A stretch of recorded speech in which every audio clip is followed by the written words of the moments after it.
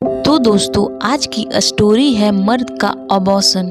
रोते रोते लाल हो चुकी आंखों के आंसू पोंछते हुए आखिरकार शार्लिन ने लैपटॉप ऑन कर लिया। वो चुप होने की कोशिश तो कर रहा था, पर दर्द इतना ज़्यादा था कि बोर्ड पर 2-3 बूंद की धारा बिखर ही गई। काफ़ी देर से वो कोशिश कर रहा था कि कुछ करके एक बार आयशा से उसकी बात हो जाए, पर ना जाने ये कैसा गुस्सा था कि उसने तो मोबाइल के हर एक ऐप से शार्लिन को ब्लॉक कर दिया था। अब शार्लिन के पास बस एक ही तरीका बचा था कि अपने मन की हर बात, दिल का हर दर्द लिखकर आयशा को मेल कर दे। बस वही जुगल जारी थी और शार्लिन की उंगली कीबोर्ड पे पूरी रफ्तार से पड़ी थी। जिंदगी में तो हमेशा ही कुछ ना कुछ दर्द मिलते ही रहे। जिनको झेल लिया उन पर दर्द के आंसू पीकर रह गया, जिनको नहीं झेल पाया उन पर फूट फूट कर रो लिया। पर आज पहली बार रो रहा था तो समझ ही नहीं आया किस वजह से रो रहा था।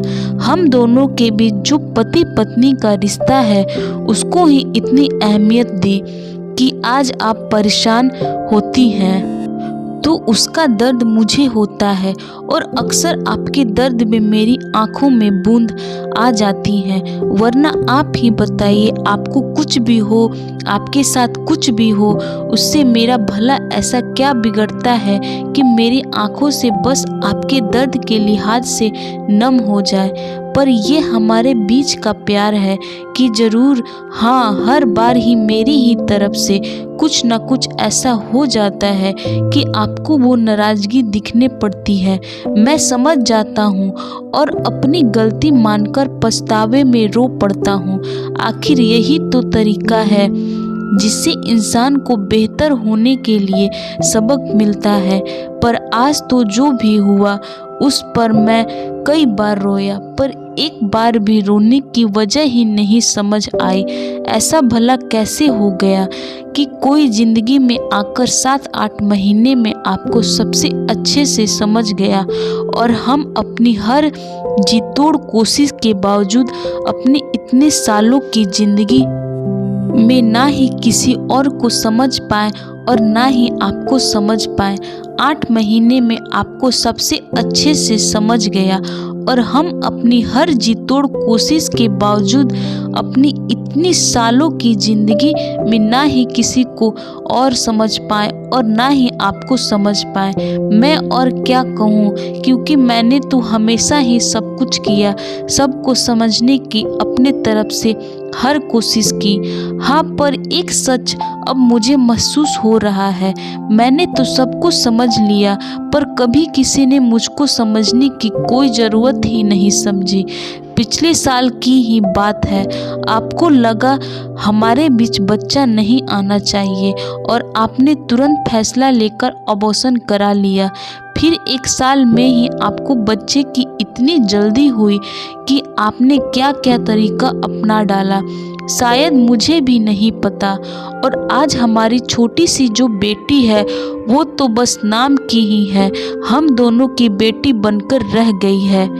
वैसे उस नन्ही सी जान को अभी पता ही नहीं है कि पापा क्या चीज़ होते हैं, तो वो जितनी बार भी रोई होगी उसे कतई कोई भी फर्क पड़ा होगा कि कौन उससे बात कर रहा है, कौन उसको देख रहा है, कौन उसको चुप करा रहा है, कौन उसको खिला रहा है। पर मैं तो महसूस कर ही सकता हूँ कि आपको जो 2 पल को लगा कि मैं आपकी थोड़ी सी कम अहमियत दे रहा हूँ, आपने फैसला कर ही डाला कि आपकी ज़िंदगी में मेरी क्या अहमियत अब रह गई है। आपकी ज़िंदगी से और आपके हर कांटेक्ट से, हर जगह से ब्लॉक। सच कहूँ, अक्सर बहुत कुछ, बहुत तरह का, बहुत तरीके से महसूस हुआ, पर इतना बुरा शायद पहले कभी नहीं लगा, क्योंकि इससे हमारी बेटी की तो कोई भी गलती नहीं है, जो उसे इतने घंटों मेरे सामने आने की इजाज़त ही नहीं मिली। सच आज मुझे लग रहा है पहली बार किसी मर्द का अबॉर्शन हुआ है।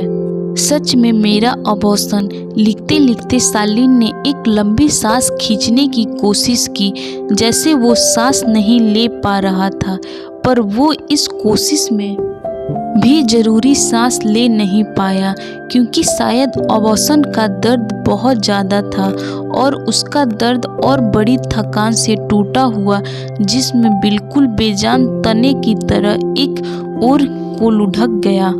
तो दोस्तों, आज की आपको ये स्टोरी कैसी लगी कमेंट बॉक्स में ज़रूर बताएं, और अगर आप मेरे चैनल पे नए हैं तो चैनल को लाइक, शेयर और सब्सक्राइब ज़रूर करें।